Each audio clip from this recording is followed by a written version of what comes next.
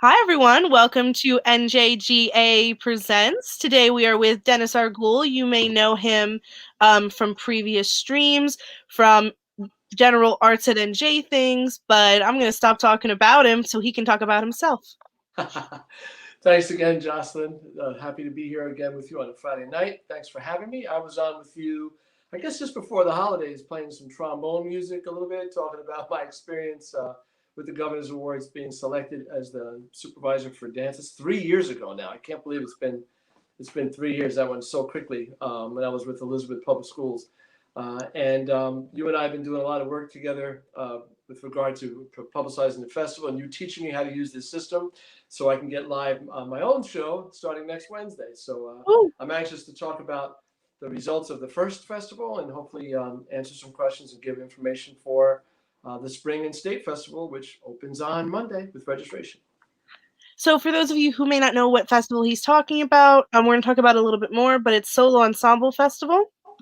Um, and and you may have seen some stuff which we posted on our Instagram about it, and maybe on his Facebook if you're following his Facebook.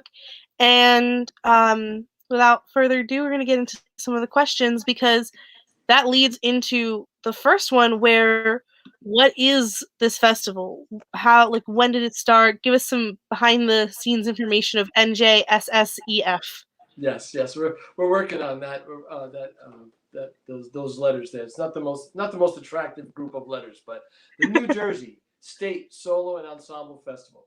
So doing some work over the summer with the September Ready Task Force and Bob Morris and Arts Education, Arts and Ed New Jersey. More and more things as we realized the health crises that we were under and the challenges we were facing. More and more things for our students were getting canceled or just uncertain. Where do we turn? What are we doing? What can we do for our students next year?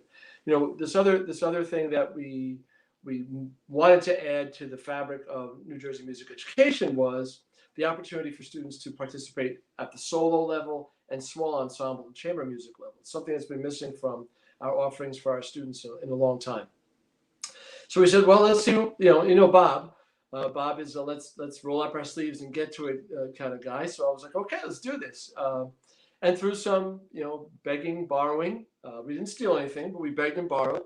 We were very lucky to work with our partners through the National Federation of High Schools, which that's another topic altogether. But we worked with the state of Wisconsin, and the Wisconsin State Music Educators Association was very kind in giving us their repertoire list, which included over 11,000 selections, which are classified in levels A, B, and C.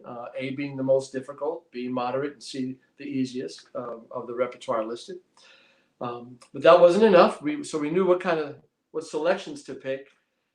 We also wanted to figure out how to get students registered and codify all this information. So Bob is a board member of Music for All, and I've worked with them in different capacities as an adjudicator. So they came on board and they handled the registration and the organization of that side of the materials. Codified along with Arts Ed New Jersey, the website for the festival rules and protocols, and again the publishers list, the repertoire list, and the registration forms. And then we had another facet that we had to work on, and that was how are we going to adjudicate the students virtually, remotely, because we knew we couldn't do this live for a number of reasons, right? Mm-hmm. So another group from Indiana, which is where Music for All is, Competition Suite, is our adjudication platform, and they handled it so smoothly. It was very easy for students and directors alike to get an account, and then they had to upload their performance video and a PDF of the score that they were performing. So the judges, virtually from all over the country and world, actually, which we'll talk about in a little bit, were able to adjudicate their performances at their time between the 2-week window. So we put all that together, said a little prayer, put the word out in the fall, not knowing exactly how much or how successful or how many students were going to participate, because people were down. They didn't know what to plan for, and the typical band, orchestra, choir setting was not going to exist. So we're students working on solo repertoire, small ensemble repertoire. And what we found was that we had a registration open in December. We held a couple of informational sessions over the course of October, November, and we had nearly 1,000 students register for the opening inaugural festival, which we were thrilled about. Actually, I was kind of taken back because, quite frankly, I didn't have enough judges to lined up to go ahead and judge all these kids. So that was a different challenge. But so yeah, that happened from December 15th to January 15th. Students registered with their directors, and then we took a 2 week period off, the end of January to the beginning of February, to kind of dot the I's and cross the T's on the registration. Again, because this was new to us, new to the teachers. So there were a couple of challenges along the way. Students signing up for a level A piece, but they're really meant to sign up for a level B piece. And there's numerical codes that have to be entered just right so that the student is put in the right category. And then some students ended up changing their minds and saying, well, I'm not quite ready for the winter festival. I'm going to delay to the spring. So we had some of that going on. And then after those 2 weeks of again, tying the loose ends together, the submission process opened. So on February 1st, students opened up their accounts with Competition Suite, and they took their live recordings, because that was another stipulation of the festival, was it couldn't be an edited version. If you played a duet, a trio, a quartet, all the musicians had to be filmed live together at the same place. It couldn't be one of those band lab or a cappella mixes. It had to be live footage and no editing, one take.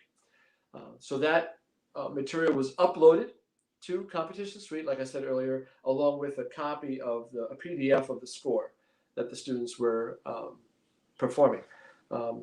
Take a little bit of a step back. We also allowed that if a student wanted to perform a piece that was not on the repertoire list, that permission was available to that student. And we just had a form on our website for the student or director to complete called the permission request form, saying, well, I'm performing the Elgar Cello Concerto. I don't see it on your list. So they had to complete this form, submit the form along with the PDF of the selection they wanted to perform, and then the rubric committee would review it to make sure that it was classified in the right class of music. So we didn't put a Class A piece as a Class C or vice versa. So the student could be adjudicated accordingly. So that was a 2 week period where the kids had from February 1st to February 15th to upload their materials. And then on February 16th, we closed that window down and opened up the window to our judges. Between the first couple of weeks of February, we did some professional development and training with our judges, because we had 55 adjudicators from, like I said, all over the country. And actually one of our judges, one of our base judges, was judging from South Korea, because she had gone there at the start of the pandemic and has not traveled back to the States since last March. So she judged from there. So we had judges literally all over the country. And they had that 2 week window to go ahead and adjudicate.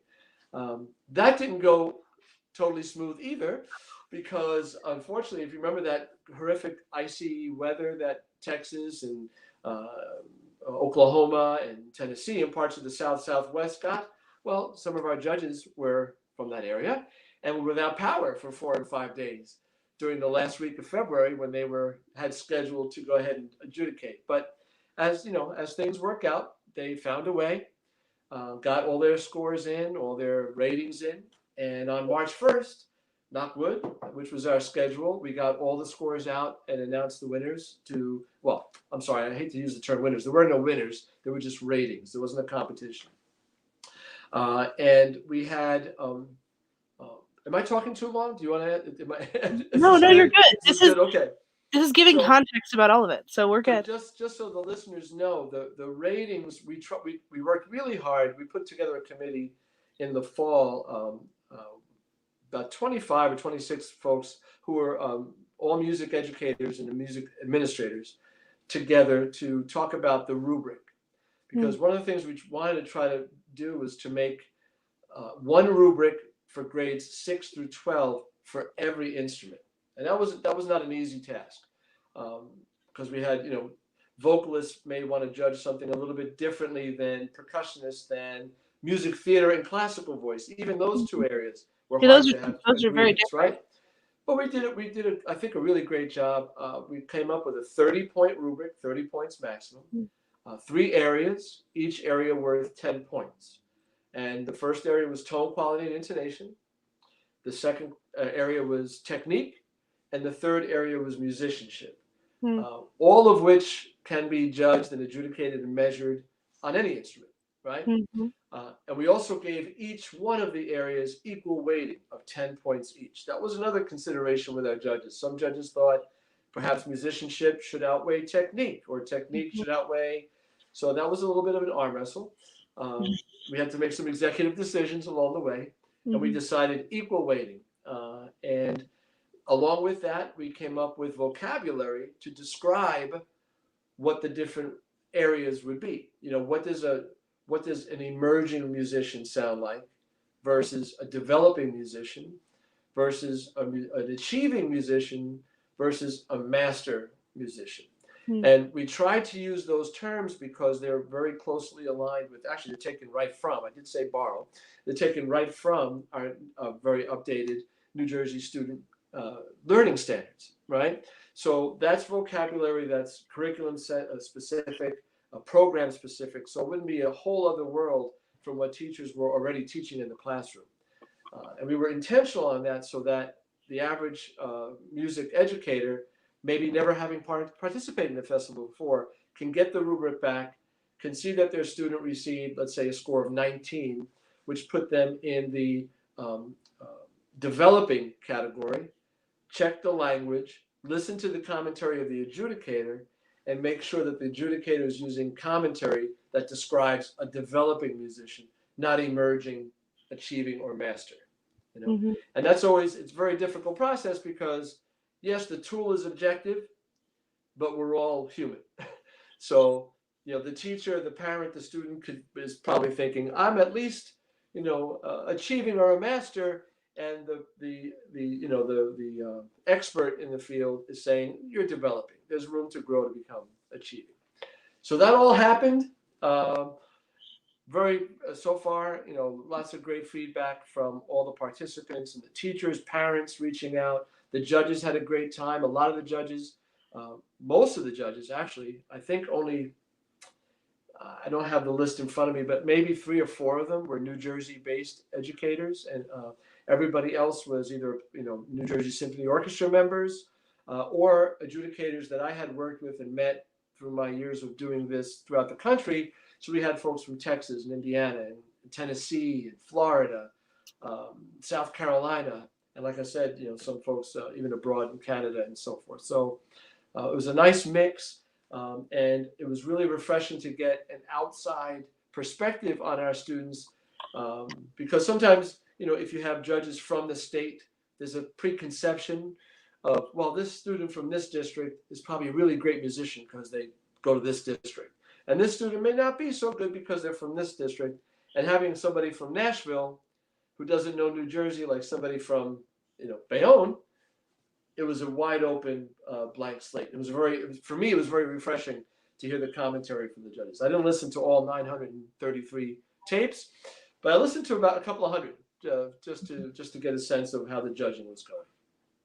That's awesome. Did you have any trouble with the judges or with the students or anything? Because it seems like it didn't go over without a hitch, because there were still some things which had to get coordinated, but it seemed like everyone was very on board and was very passionate and excited to be there. Yes, and yes to both ends. I received, since the scores went out, maybe 100 emails from students. Once, because there was some trouble with students. If a director uploaded the materials to Competition Suite for the student, then the student didn't have access to their ratings and their commentary. The teacher did. But it was very easy to create an account on Competition Suite to gain access. So, we have to be, and this is me, I have to be more clear with the director saying, please share your commentary with your student, the link to it, so that student goes. But as soon as they got their feedback and their ratings, very, very happy. Now, over the course of the last 2 weeks, or I guess since the first, I've addressed some concerns from directors and teachers who have, a certain sense of where their students normally, quote unquote, achieve. And this particular adjudicator had them in a different place, and both ways, actually. I had some folks who were surprised that a student that they thought would be developing or achieving ended up as gold 1 stars and receiving a rating of 28 to 30. And vice versa. I had some teachers who thought, well, my student is always all region, all state, first chair. They should definitely get this, but the adjudicator thought for this particular, now again, the adjudicator is adjudicating that one 4 or 5 minute video Mm-hmm. of that setting. They don't have an overarching history of the student's performances, right? They're judging that moment. And I can understand that as a former supervisor, having that mindset, because when you go into observe a teacher, you observe that lesson for that time period, not the overarching that lesson. So again, I know how I was as a director. My kids were the best. I know how I am as a father and a grandfather. My kids could do no wrong. But sometimes you have to say, maybe it wasn't their A game, maybe it was their B game. And in some cases, I'll be honest with you, and this is part of my duty as director as well, in reviewing some of the adjudicators' procedures and practices, there's some work to be done there, because not everybody was used to using the system. I mean, the judges had a difficult time in as much as to really do this well, you needed 3 devices. You needed a device to watch the video. So if I was, and I've done this before for, especially since the pandemic, for concert and jazz bands, I use my laptop to watch the video. I'll use my iPad, which I'm on now, to put the PDF of the score up, and I'll use my phone for the Competition Suite app to record commentary. So that takes a little bit of this, and for some folks who are used to being great judges, but live in the space, and they could take down notes, and they have the score there measure by measure, it's a little bit different in terms of the rhythm of the task. The good news about being virtual and having tapes is a judge can stop and really make a notation about the phrase that just went by, right? And then press play again, listen, stop, and provide. So some folks are very comfortable doing that, while some folks were more comfortable listening completely and then giving kind of a wrap-up commentary. So we have to work on that aspect as well. And like I said, this is our maiden voyage, and we were very happy to land the plane without anybody getting hurt, put it that way.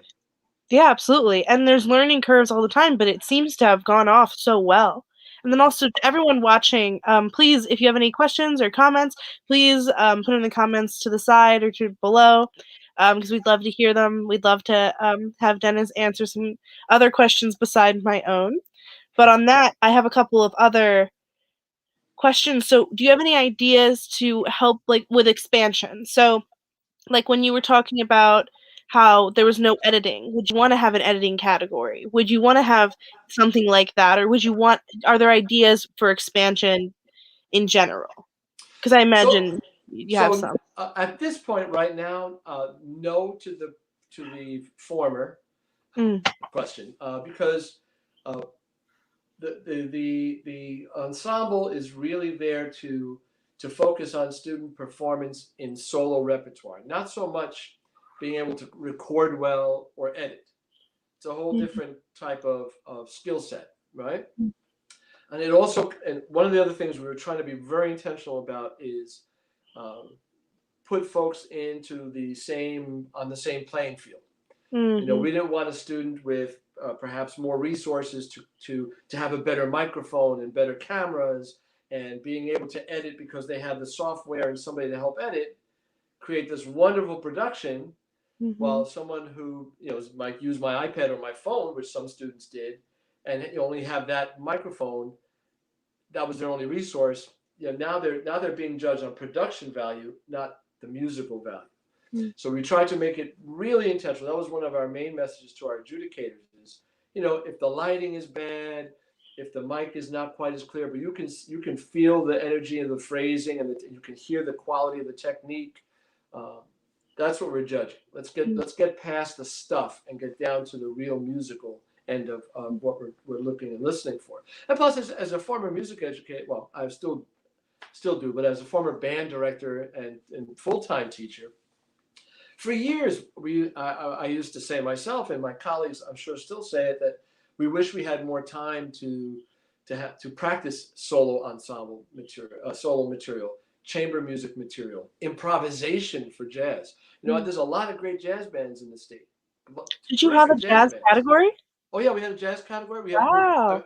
We did not limit any type of music. If students want to enter with modern rock band, come on in. There's a category there for student composition. If a student created their own string quartet, put it in. There's a classification for student composition. We're really trying to steel pans, bell choirs, mariachi. You play the oud. Come on in. We'll create a rubric for you. And we're really hoping to get more of that. I'll take off on a little tangent here in the spring, because that's kind of like jazz season in most of our schools is the spring season after marching band and stuff. And we also hope to get more musical theater entries. I think we had like 32 or 33 musical theater entries. We're hoping to at least double that, I hope, because more folks are working on their musicals now, right? So, and some folks are able to get back to live. We see it more and more through Arts Ed, NJ, and high schools being able to produce their productions with social distancing and masks in the back and all that stuff. So why not film yourself doing a duet or trio? So we hope to see the expansion there. But at this point, more about the music, not so much about the editing. We do have media arts under our umbrella now with the new standards. So maybe that's somebody who's into media arts can take up that mantle and torch for those students as well. Okay.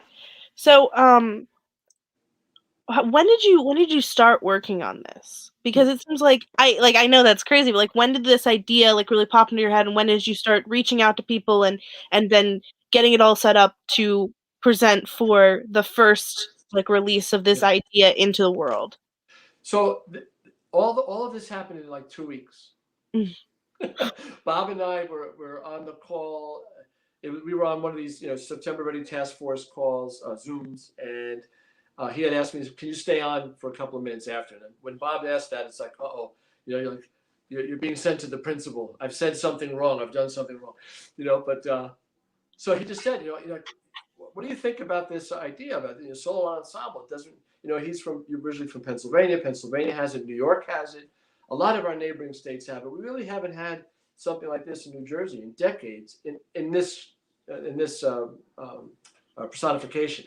So I was like, let's do it, and really because of his connections and just being networked through the National Federation and attending these other Zooms with people from different states. I did some research in Texas and New York State and Michigan, Indiana, Virginia, Wisconsin, which we ended up with, Ohio. They all have state festivals.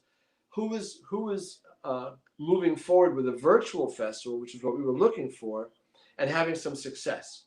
And Wisconsin, again, one of the folks from Music for All opened that door for us, and we stepped in, and we said, "Please," and they said, "Sure, go ahead. You can have our list and go for it. And here's our publishing list and all the approved publishers for virtual, because some publishers said yes for the festival, but you couldn't do it virtually.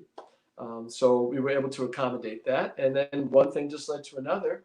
And like I said, we literally built the plane while we were flying it, and then it was myself and another gentleman who, I'm getting a little bit ahead of myself. We're going to have a webinar on Monday night at 7:00 for anybody who's listening. Please attend. We're going to answer a lot more specific questions about the festival with regard to uploading materials or registering and stuff. But myself and this gentleman named Mark Sternberg, who was with Music for All and Competition Suite, it was basically the two of us who put the rest of it together and handled the problems as they came along. And boy, without Mark, none of this would have happened. He's definitely the Wizard of Oz behind the curtain. Oh, someplace in Indiana. He's like Vishnu with all the arms going. So. Well, that's so crazy to get this all set up in 2 weeks. It's amazing. So would you guys want to continue this after COVID? Yes. Yeah. Absolutely. Absolutely. We have a couple of different what ifs. You know, I think the overwhelming uh, response is enough to warrant it lasting in some shape or form. I'm not totally naive. I know that if and when we go back to a quote unquote normal standing, you know, the NJMEA calendar is jam packed. All region, all state, Southern District, the Central Music Educators, the NJMSA, the North ASTA, ACDA. There's a lot of individual New Jersey, the New Jersey Association for Jazz Educators, who are doing something virtually, which is great, good for them. There's a lot of folks who will claim some of that time back. So we know that this experience may not be as robust in terms of student population. However, one of the things that two things I think that we discovered along the way. One that we planned on and we really hoped would come to fruition. We're very happy it did. And the other one we were counting on. One was that we were able to reach students who would not normally audition for region and all state for various reasons.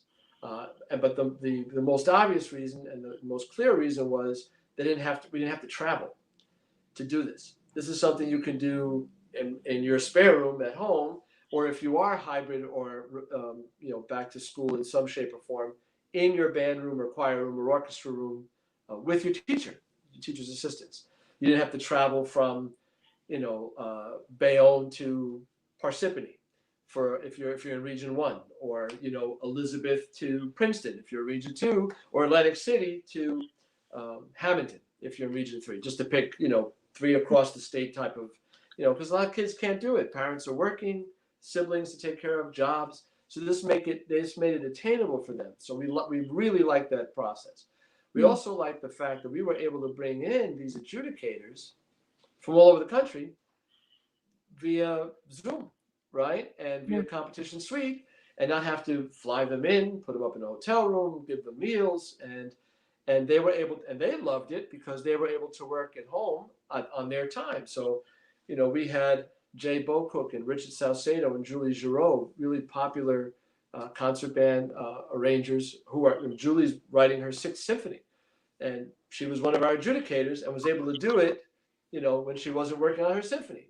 And we had Alexa Tarantino and Mike Mossman judging our jazz students, and Jeff Kunkel, former Montclair State, now living out in Pittsburgh. And so they were doing it between gigs and their own live streams of their work. And 4 members of the New Jersey Symphony Orchestra, Brendan Sweet, Andy Lamy, Martin Anderson, and Ha-Jung Park.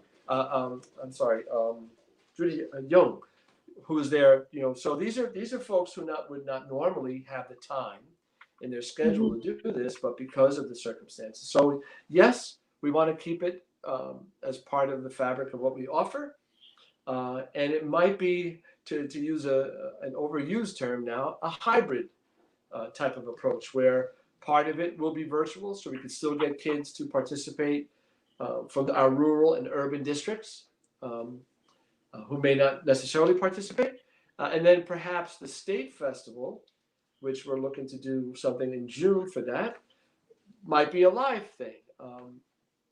And that could be in one location, depending on how many Gold 1 stars we get. This year we got 162 Gold 1 stars for the Winter Festival, so we could never pull off that concert in one day. That would have to be a multiple night event, or in 3 different locations. New Jersey, from the New Jersey Music Educator standpoint, is broken up into 3 regions: North, Central, South.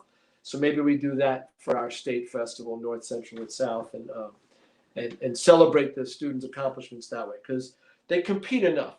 There's enough first place, last place types of things in their lives. This was really built to, there's a rating. There's something to be held accountable to and to aim for, excellence, right? But it's more about the journey than the destination. That's what we're trying to do here. Absolutely. It reminds me of the NJ Thespian Festival in how it's ranked, because we have fair, good, excellent, superior. Okay. And so it's a similar sort of ranking, and then when you get an award for when you reach superior, whether or not you reach the other ones, but getting excellent is still wonderful. Getting good is good, and then also getting fair is okay because that shows where you need improvement. Absolutely. Yeah, Absolutely. And we all do, right? I mean, all the artists, we're lifelong learners, right? We practice our craft. absolutely. So transitioning over to talking about specifically what we're, I guess, advertising tonight. What is your stream going to be like, and what made you want to start your stream? Okay, great. Yeah, I appreciate those questions. So I'm not sure what my stream's going to look like. It's going to look like a hot mess because I don't know what I'm doing. I'm not as good as you, Jocelyn. I'm going to rely heavily on you helping me. Of course. What I hope to do is bring the personal journeys of the students and the teachers to the fore, and have them shared. You know, right now I can tell you we had 1,000 kids register. We had 162 kids win this, and 222 silver medals, and whatever the numbers are. But those are numbers, right? It's not the kid, it's not the family, it's not the community, the school. So I'd like to be able to highlight, in as much as I can, over the course of the next several Wednesdays, who these kids are, where they come from, what did they have to go through in this time of so many challenges. You know, why would they choose to accept another challenge when Mm-hmm. they're faced with so many other challenges? You know, they made a choice to do this. And how did they feel about it? And how was the process? And I want to get their stories too as the director of the festival, so I have a better understanding of what some of the obstacles were that they had to overcome, so I can get rid of those obstacles if I can. So I can Mm-hmm. make the path clearer and more attainable, not for them to get higher scores, but for them to be a part of the process. You know, I Mm-hmm. was really happy. I'm sorry I didn't take down that number, but we had a lot of middle school students participate, and junior high school, grades 9 and 10, which was wonderful for us. And that was another decision that Bob and I made early on, was to include grades 6, 7, and 8, and not just have it be a high school festival, because we know that those kids were missing out too. That's another pretty robust middle school festivals in the state. So we wanted to make sure those kids were included, and that's a whole other journey for them. Did To you have separate rubrics for each grade? No, we had one rubric. That again, that was part of the that was part of our rubric conversation. Was, should we have a middle school rubric, or should we have a high school rubric, or combine them? And I'm not saying it was 50-50, but it was a little bit of a tug of war with the discussions, and it was decided on that we would choose a rubric to function for the entire grade band of 6 years. Um, and again, that's another reason why we used New Jersey Student Learning Standard vocabulary and descriptors, because the newly updated standards are in grade bands: K-2, 3-5, 6-8, 9-12. But there's never, I mean, no life is that clearly defined, right? There's always some, like, bridges, right? And some kids may be a bridge. You may be an eighth grader, but performing technically like a 10th grader on the rubric. Maybe your musicianship isn't quite as mature or sophisticated or nuanced as an 11th or 12th grader, but boy, you've got great tone and great technique. We want to be able to give you that. And I've worked for some associations where they have like a sliding rule where, well, if it's a middle school, use the same rubric, but be nice and give them higher scores. We didn't really want to go there. We wanted to give an accurate, fair picture. And you know what?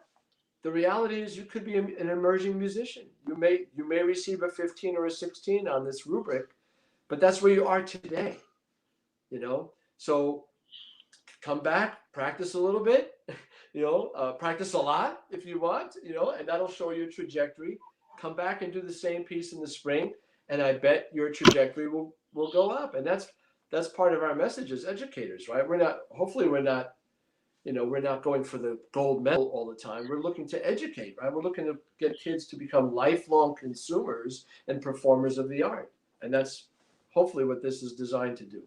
Absolutely. So, just for my own edification, I guess, what would you define as musicianship? I'm not really part of all of it. So what does that mean? Sure. So musicianship is, if you're an actress, right? So, if you're using, three exclamation points instead of one exclamation point, or a semicolon instead of a comma, Mhm. or how Christopher Walken delivers his lines Mm. like that. There's a certain musicianship to that. There's a certain nuance in terms of, if I'm singing a phrase like da, da, da, da, and there's a shape to the phrase instead of going la da, da, da, da, da, da. Same notes, same rhythm. The first one was a little, and I'm not a singer, and everybody now knows that. Uh, but you can hear a little bit of growth and decay in the shape of that, where the other person played all the right notes in the right time, but perhaps didn't have it as John Gielgud versus Adam Sandler. They can deliver the same lines. There's a difference in the musicianship. There's a difference in the delivery. Yeah, there's a balance, and there's because that's what I was wondering was during when you were talking about musical theater, when you look at our competitions at NJ Thespians and when you look at other like NJDFL and stuff like that, acting is such a big part of it, and that's what musicianship is essentially. Yeah, Okay. That's very yeah. interesting. I had no idea. So I mean, it's like when you go in to do a cold reading, and then that's like a sight reading, and then you learn the nuance, you learn the dynamics, the tempo moderations, the phrasing, the breath, and that's all those things that come from training, that come from spirit and passion, and that kind of connection to the notes on the page. Mhm. So, thinking about the students and thinking about how each of you care about them so much, what was it like to give these students this opportunity? Well, I mean, that's why I go to work, right? To provide that. Somebody was texting me earlier. A friend of mine who I haven't heard from in a while was like, "Man, how do you stay motivated? Like, how do you stay?" And it's about the kids. It's really about the kids. I mean, I know what the craft did for me in my life, and I don't want to miss one kid. I feel my heart goes out to any student who was a senior last year and graduated in 2021 and didn't have that last opportunity to be the lead in the musical, to play that solo on the stage, to play for their graduation, right? So all those things, all those milestones that we set for ourselves. Um, and so here's an opportunity when everything else was getting canceled with really no options. We saw this void. So is it you know um, is it replacing the community and the catharsis of playing together as an orchestra?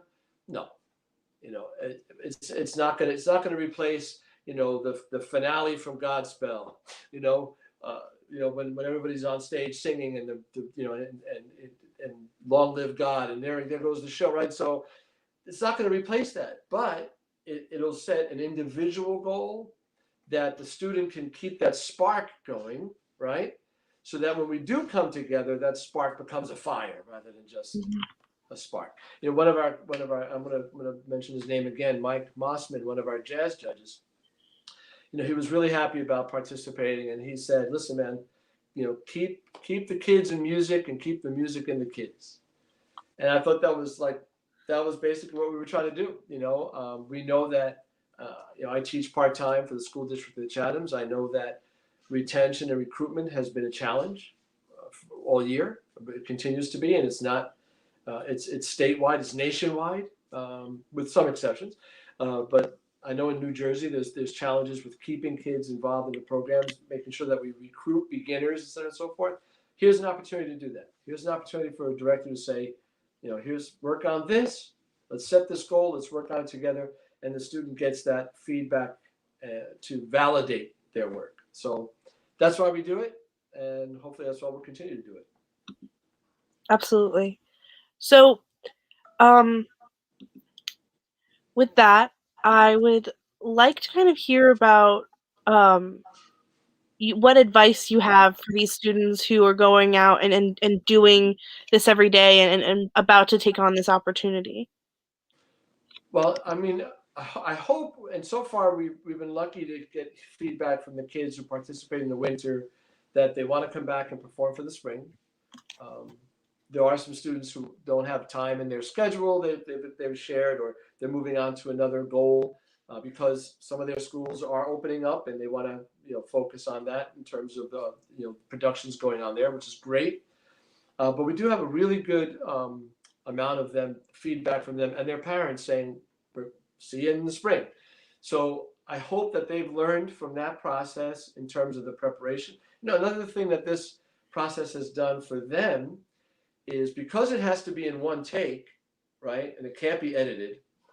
It's really making them self-aware and self-assess their own work, right? So a kid will, let's say I watched the student play a Chopin etude as her entry piece. I don't know how many takes this young lady did. I could have been one, it could have been 20, but at some point she reached, she was like, "This is the one I'm presenting," you know. Uh, so it makes them be more critical of their own work rather than say, "Oh, I can take that and dub this and and use that use that phrase and then cut in here."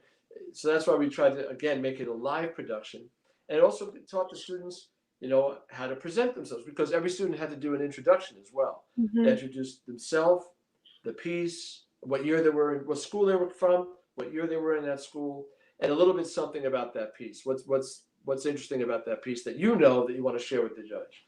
And that was another comment we got from a couple. I know one percussion judge in particular from Georgia said he was really impressed with his slate of drummers who were very articulate and prepared with looking at the camera and speaking clearly and articulating and enunciating and knowing more about the piece than even he did, uh, and shared. And he learned some information from our students, which was a really cool thing to get as well from one of our adjudicators. So hopefully the students that do return will understand the attention to detail that it takes to come up with there was no time minimum for the videos, but there was a time maximum of 8 minutes. Mm-hmm. So a student who performed a piece that was 7 minutes and 30 seconds, if they blew it 7 minutes and 20 seconds in, Mm-hmm. they had to redo the take Mm-hmm. or submit a take with a blown ending if they wished, right? Mm-hmm. So that's where they have to use their own discretion and their own set of criteria and standard of excellence and say, "No, let me do it again." And so that teaches them a whole new skill set, where A, they're responsible for their own performance, and B, they're responsible for navigating how to do another take to make it better. So we So hope that's a learning experience. absolutely. So that brings up a thought in my mind about what your system of piece selection is. Mm-hmm. What is some advice you would give for piece selection, and then also what work did you guys do to go through and make that list of pieces they could use? Okay, so the second part of your question, we didn't do anything. We were, like I said, we were very lucky that Wisconsin had a pretty comprehensive list. There were selections there that we thought, as New Jersey music educators, we've used in the past for our region and all state selections that weren't on their list. They have their own process as to how they choose what's on and what's not, as does New Jersey in the past. So like I said earlier, a student just had to, a teacher or a student just had to say, "Look, I really want to play, the Rimsky-Korsakov trombone concerto. It's not on your list. I fill out the permission request. Here's a PDF of my piece. We review it. It's accepted. It's A-level literature. You're done. You're in." So now the discretion for a student on what to select, we have lots and lots and lots and lots of amazing music educators in the state doing unbelievable work with their students. So a lot of that was taken care of already. A lot of that was taken care of at the school level, where the student and the teacher had a conversation together, and we had private students, instructors work with their students as well, where there was a pretty clear communication. Look, this is the level you're working on. We're working on, this blues, but not this blues. This blues is in a much, different key. It's got a harder head. It's got a harder melody. This is a blues you should be playing. Or this piece is out of your vocal range. Or it's maybe you should, gear yourself toward a 2.5 to 3 minute vocal selection, not 4.5, 5 minute, because of the vocal weariness. You're not going to be able to make it. So that kind of conversation happened already, which would normally happen whether we were involved or not, right? And then the teacher and the student were able to go to the list and select from the repertoire they were working on what matched the area they thought they wanted to participate in. Another cool thing that I don't think I've mentioned yet is a handful of students, I think about 13 or 14 students, and it was an open option. Students can enter and not be rated, just get comments. So a lot of our middle school folks opted for that. The 13 or so, I think they were all middle school kids, opted, and their teachers opted. You know what? We don't really care to know if you think we're emerging, developing, achieving, or masters. We just want to hear from another source what I need to work on. And that was very healthy for the teacher, for the student to receive that information, and it was also kind of substantiating and validating what the teacher had already been saying to the student, and just getting it from another voice from South Carolina or something, right? Absolutely. Wow, I'm just so like not part of that world, and so my immediate thinking about what I would want to play if I had the skill set is all things from like movies. Like whenever I think of instrumental, I think of the songs from Call Me by Your Name, which is one of my favorite movies. And I just think about those, and those are all from like actual like symphonies and concertos and stuff. So it would be fine, but it would have another layer of like emotion for me based on the movie. But there's other things which are like soundtracks composed for the movies, which is a different thing. And that's just so interesting that I've never even thought about how to separate it like that. But of course that was your job, and that's what the job is of band directors and everything. Sure. And again, this was designed as a solo and ensemble festival. So that was another decision we had to make back in August, really, was, what does an ensemble mean for the COVID era? And with the stipulation that we wanted all the musicians to be live for the recording. Knowing that the submission process was going to be in February, it would be hard to get a 60-piece string orchestra together. Even though strings have a little bit more latitude with being able to play in the same space because they're not, breathing like a, brass ensemble, woodwind ensemble would be, and spreading that kind of aerosol, we put a cap on 30 musicians together. And we did have one string ensemble with 19 musicians, and we did have a show choir, a mixed choir, of 18 musicians. And they both were gold 1-star ensembles. They both performed repertoire of the highest standard and performed at that standard, with 2 different judges giving that. So we're hoping, again, we had a couple of duets, trios, mostly in the string world, a couple of brass and woodwind quintet, duets and trios. We're hoping again over the course of the next couple of months, because the videos don't have to be uploaded until May 1st, that gives students enough time to, it was 65 or whatever today. Beautiful out, right?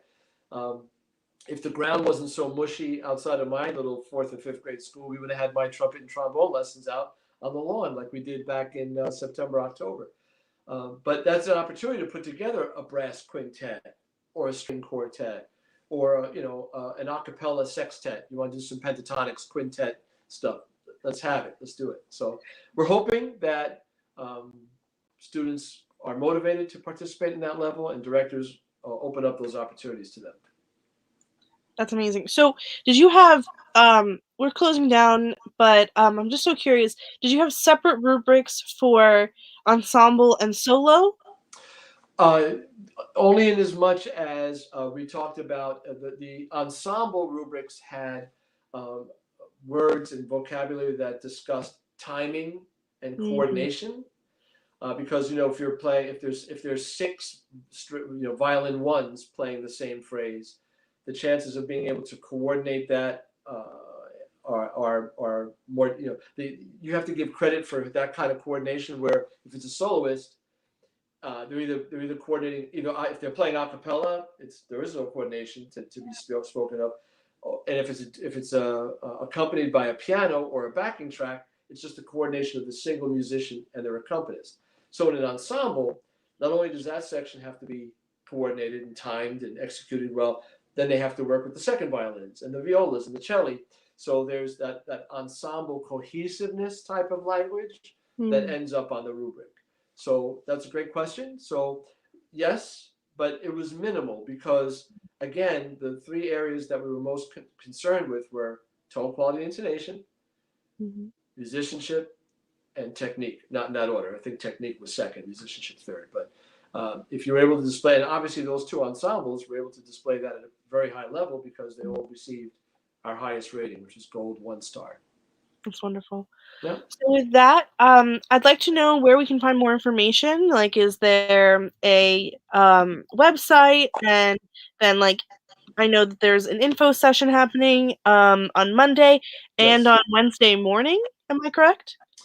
Well, Monday night at 7 p.m. So you can visit www.artsednj.org and look for our festival. It's one of the multiple offerings at Arts Ed. And once you click on that link and find the festival, there's a initial page for folks to fill out with their personal name, what district they're from, the city, what school they go to if they're a student, or a school they teach at if they're a teacher, and then they have to sign.